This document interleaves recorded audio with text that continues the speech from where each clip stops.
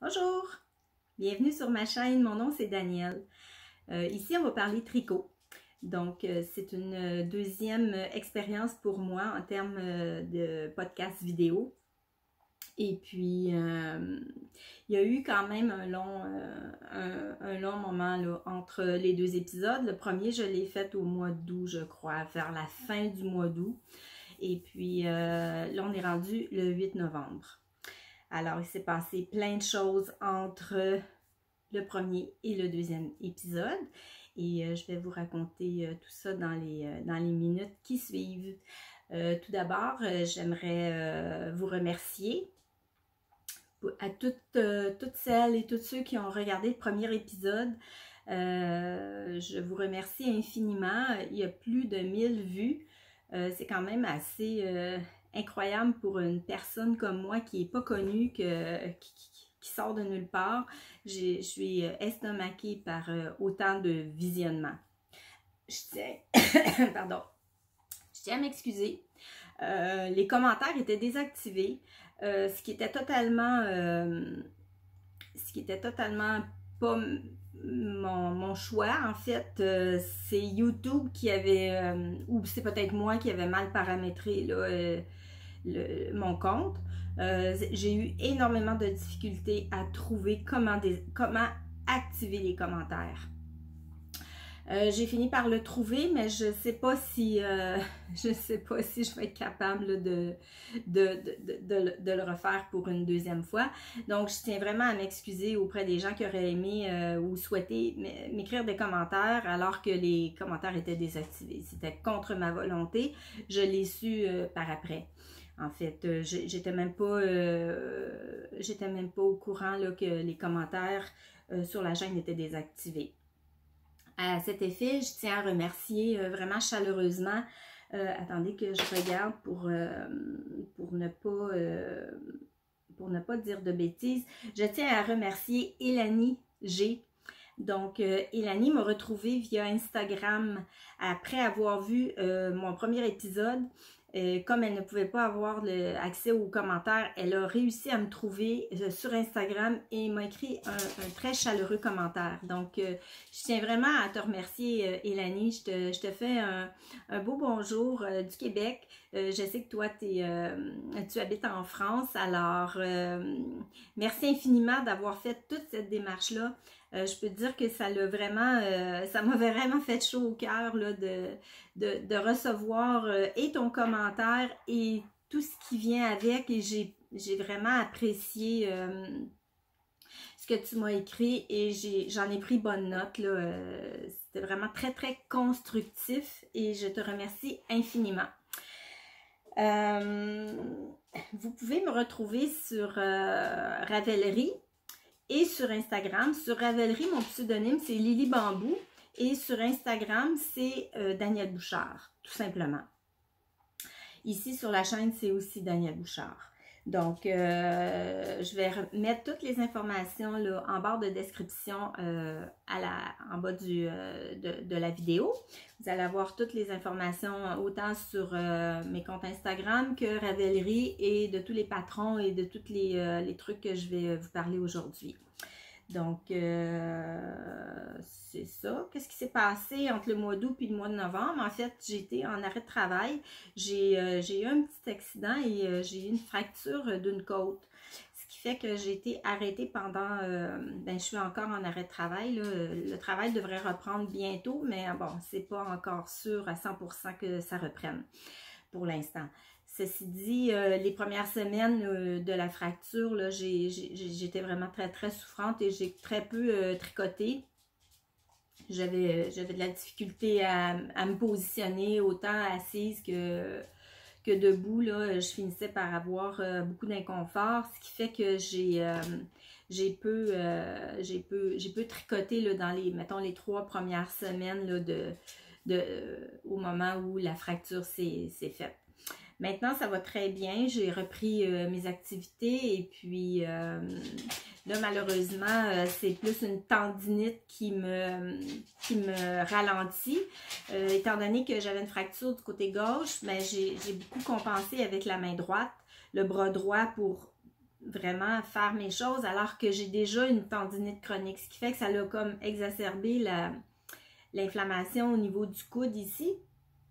Vous devez connaître ça, les tricoteuses, on a beaucoup de problèmes avec des problèmes de tendinite, soit au coude ou au poignet.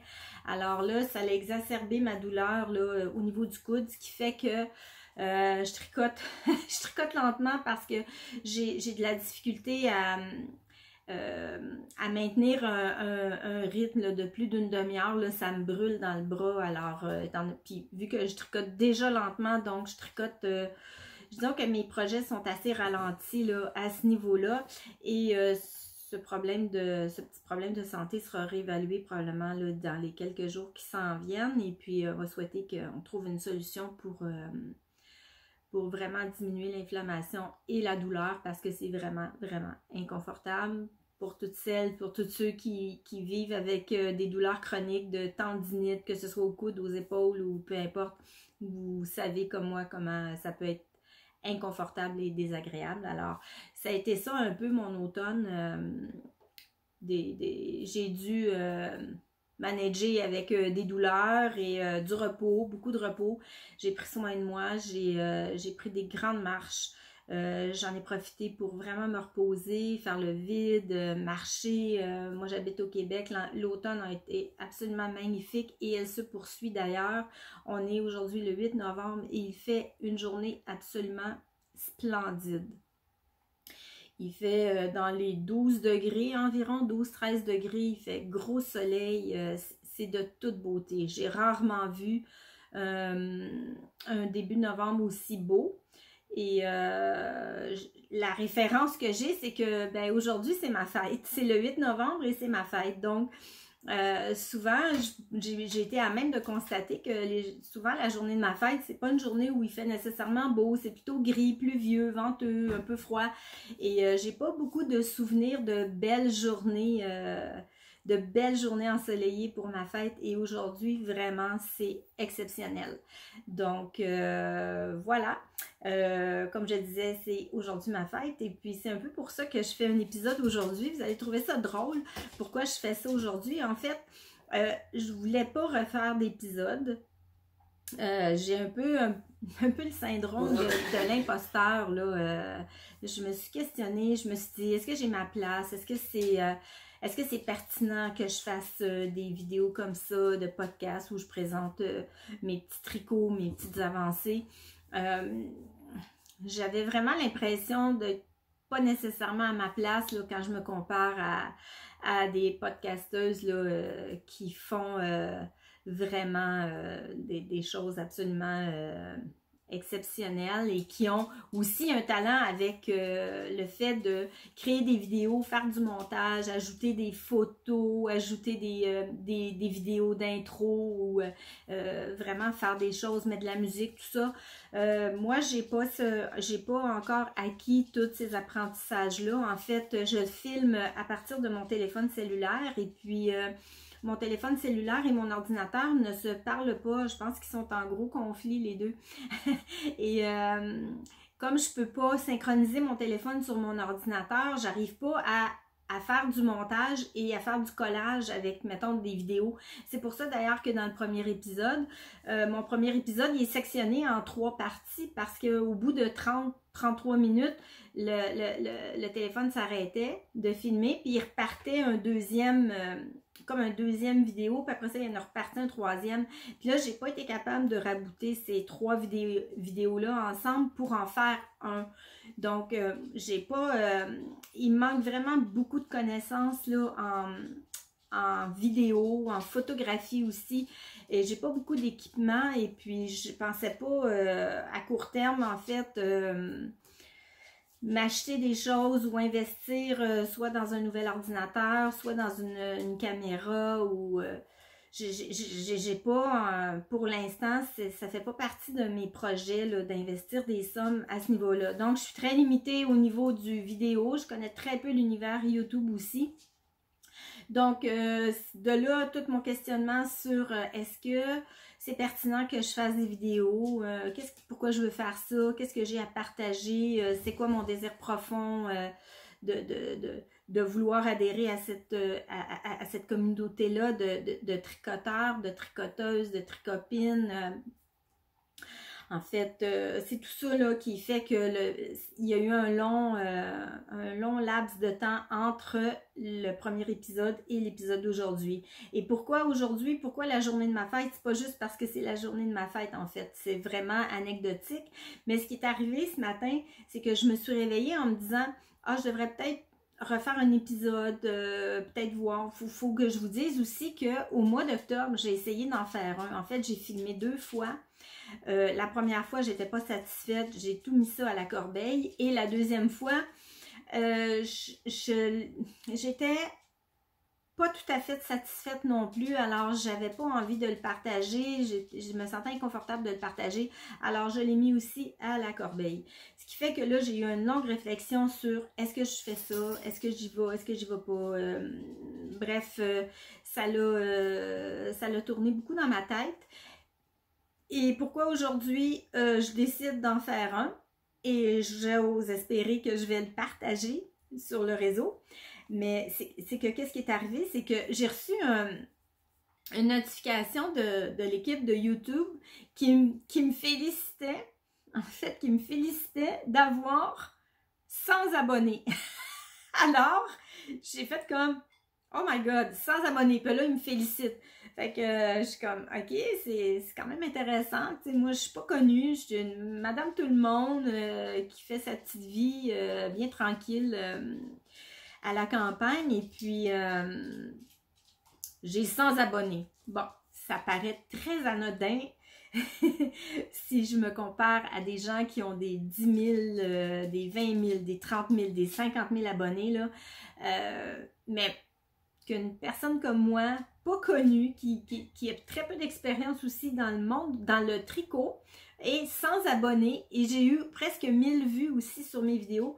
Donc là, ça a fait comme, ok, ben, tu devrais peut-être y aller une deuxième fois, proposer quelque chose aux gens pour une deuxième fois, puis on verra la suite des choses, puis peut-être qu'en 2022, ben, peut-être que ce sera plus propice pour acheter peut-être des nouveaux équipements ou peut-être un ordinateur pour essayer de faire du montage. J'aimerais vraiment ça, faire du montage. Moi, ce que j'aime quand je regarde une vidéo podcast sur YouTube, c'est quand les gens nous partagent des petits moments de leur vie, des paysages, de où est-ce qu'ils vivent, leur région, leur pays, etc.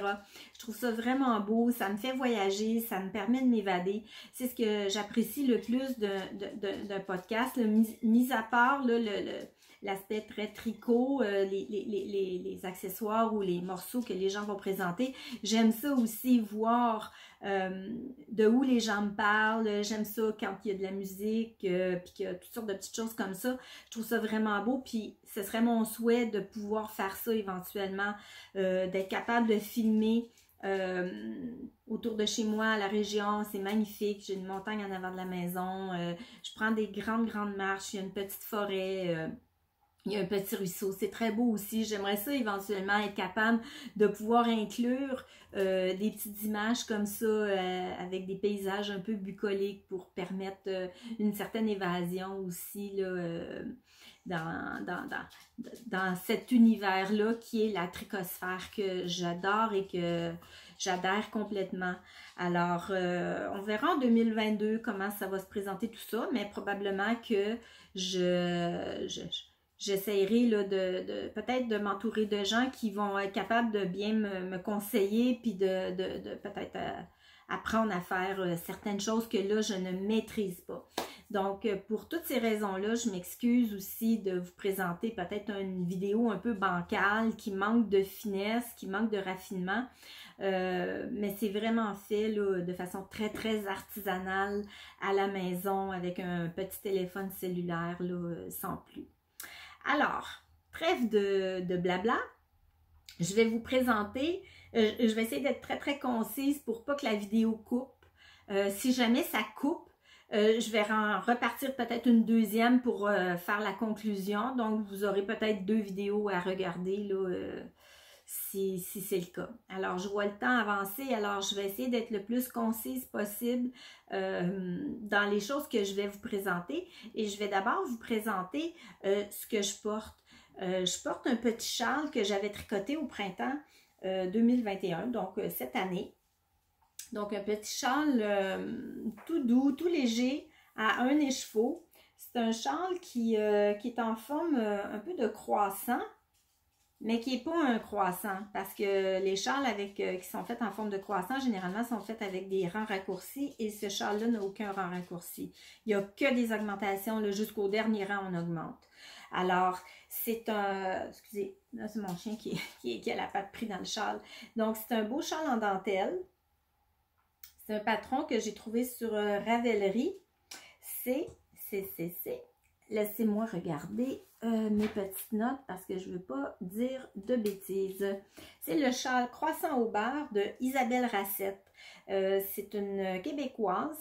Et puis, j'ai tricoté ce petit châle-là, je pense au mois d'avril, je crois, avril-mai.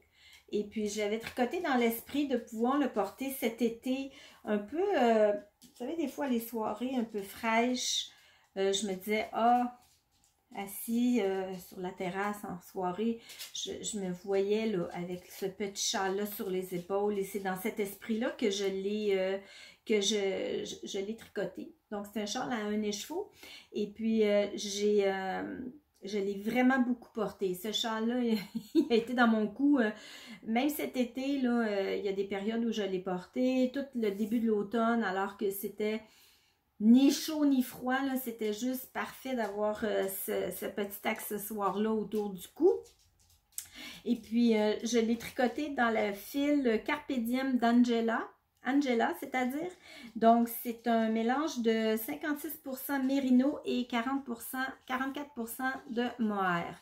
C'est extrêmement doux. C'est d'une douceur, là, c'est doux. Vraiment, vraiment, vraiment, c'était très agréable à tricoter et c'est le coloris bleu lotus. Donc, c'est un coloris qui est très, très doux. On peut voir, il y a des petites nuances. Je vais le remettre devant la caméra pour que vous voyez bien. Donc, des petites nuances un peu plus foncées, des petites nuances un petit peu plus claires.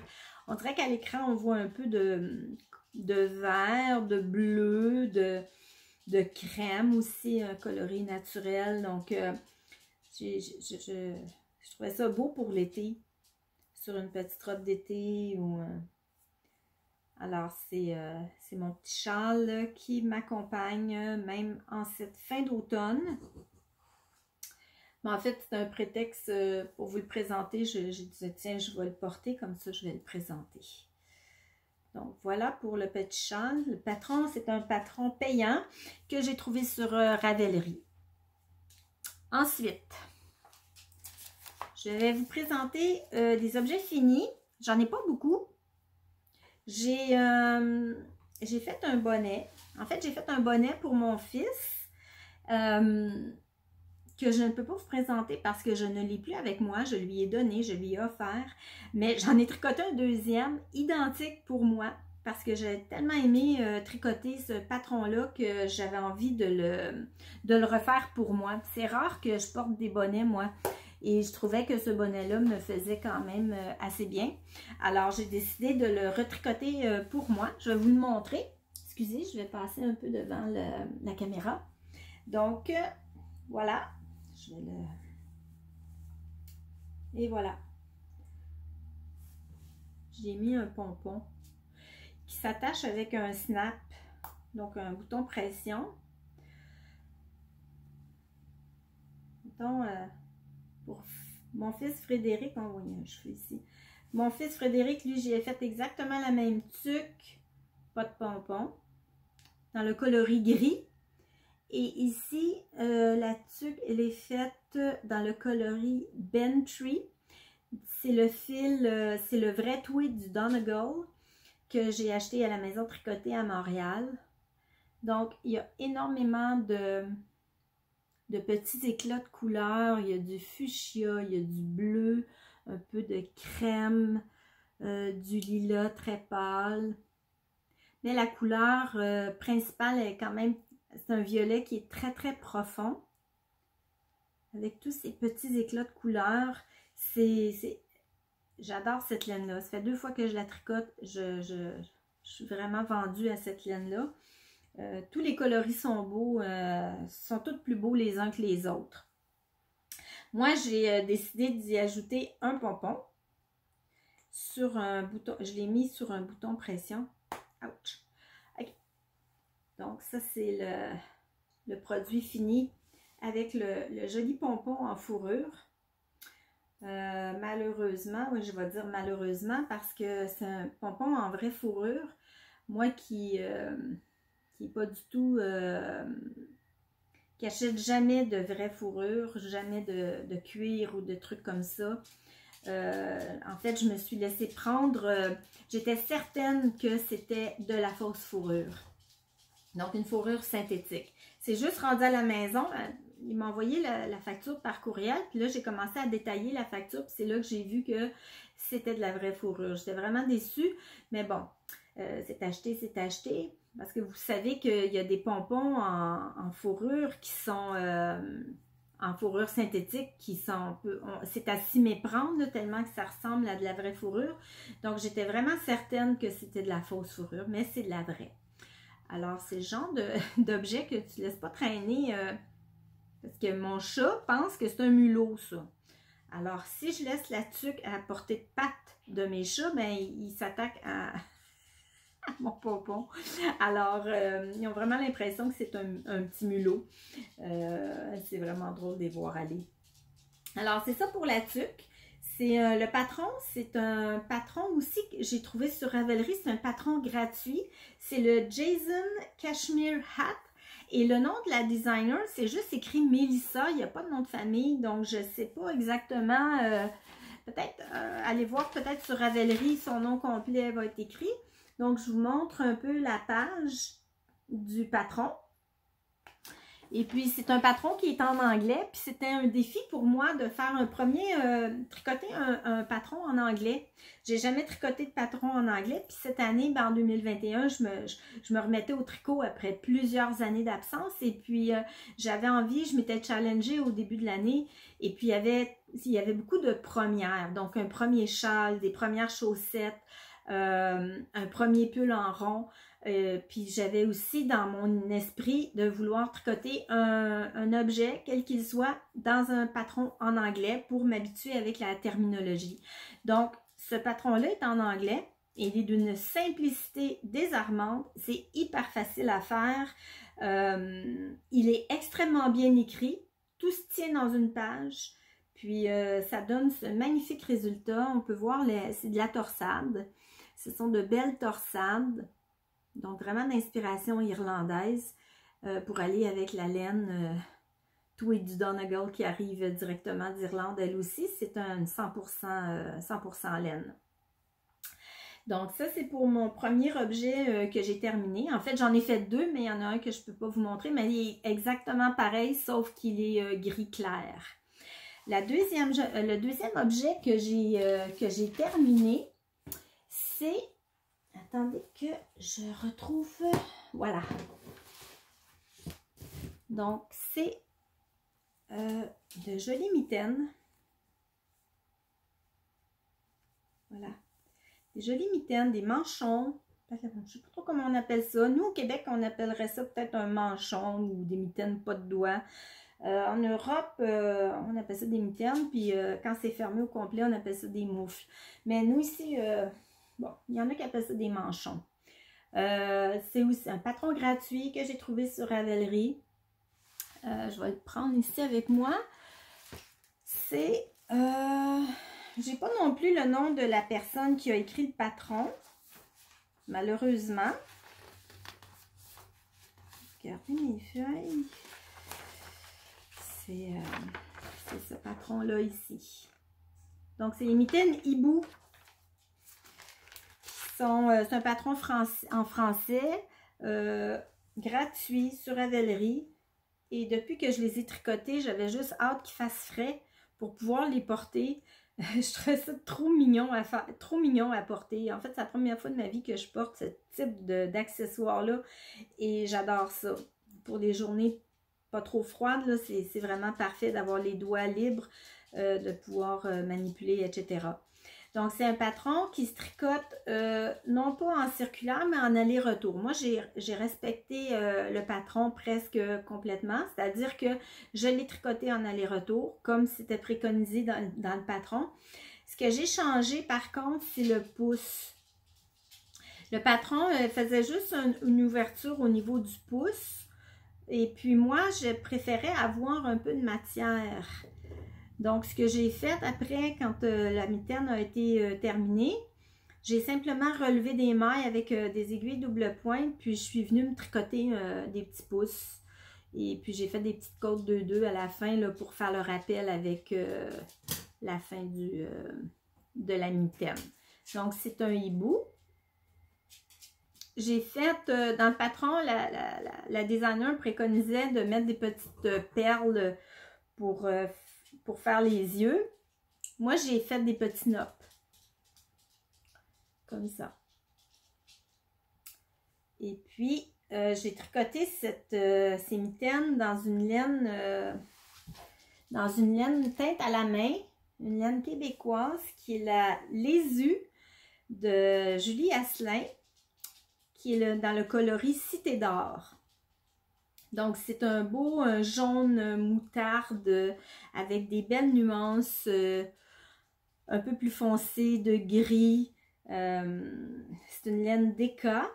Et puis, c'est du mérino et de la soie. J'ai pas les étiquettes avec moi. Je vais juste, pour pas dire de bêtises, je vais regarder. 90% mérino, 10% soie. Et c'est le coloris Cité d'or.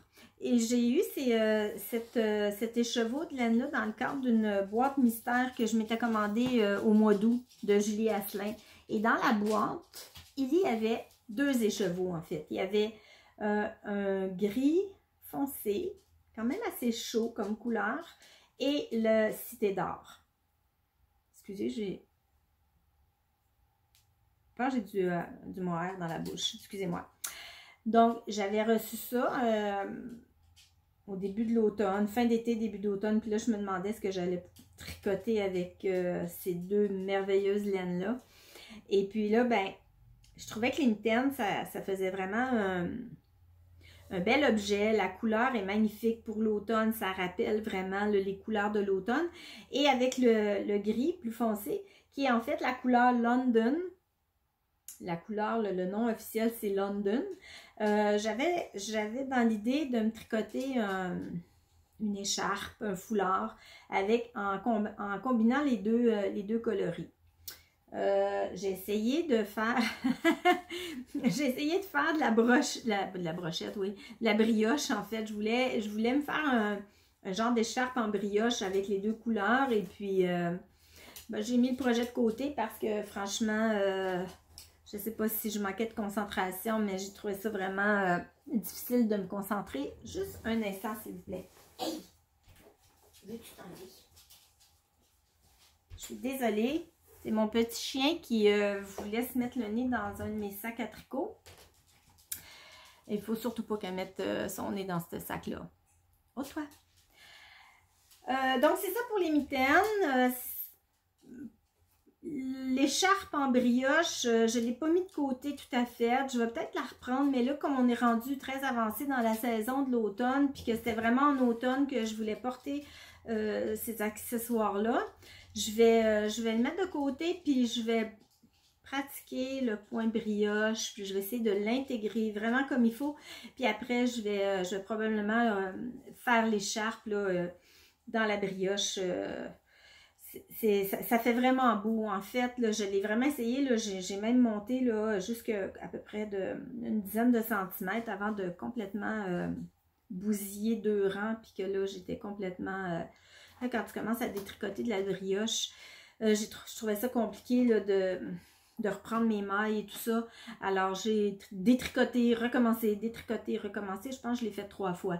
Ceci dit, le rendu est magnifique avec les 2 couleurs. Alors, je n'ai pas lancé la serviette. Je vais probablement reprendre ce projet-là éventuellement là, en 2022 pour avoir une écharpe là, pour l'automne 2022. Mais pour l'instant, je l'ai mis de côté, puis je me suis concentrée là, sur d'autres projets que j'ai, puis que j'ai à cœur de terminer en fait. Parce que dans les projets terminés, j'ai seulement les bonnets et les mitaines. J'ai fait aussi, je me suis amusée à faire, dans le cadre du challenge d'automne de Eve, Bobine et Pelote, étant donné que j'étais en congé, j'étais à la maison et j'avais beaucoup de temps, je me suis amusée à faire quelques décos d'automne. Je me suis amusée à faire des citrouilles avec des restants de laine que j'avais. Une petite, une plus grosse, celle-ci qui est en coton, orangé, très voyant, très flashant. Donc, je me suis amusée à faire des petites décos d'automne avec toutes sortes de petits restants de laine que j'avais à la maison. Ça, c'était dans le cadre du challenge dont tout le monde... tout le monde est à ses broches à tricoter, tout le monde tricote des trucs d'automne de Eve, Bobine et Pelote, là, son challenge, là, je trouve ça vraiment génial, ça a comme vraiment donné un boost d'énergie, on avait tous envie d'y participer, alors j'ai fait mes petites citrouilles qui sont en décoration là, dans ma maison. Alors, c'est ça pour mes objets terminés, en fait. Les citrouilles, le chapeau et puis les petites mitaines. Il me reste à vous présenter 2 encours que j'ai, non 3. Donc, j'espère que je vais avoir assez de temps de filmage pour vous présenter mes encours. En fait, le premier encours, c'est mon fameux châle que je vous ai présenté à mon premier épisode.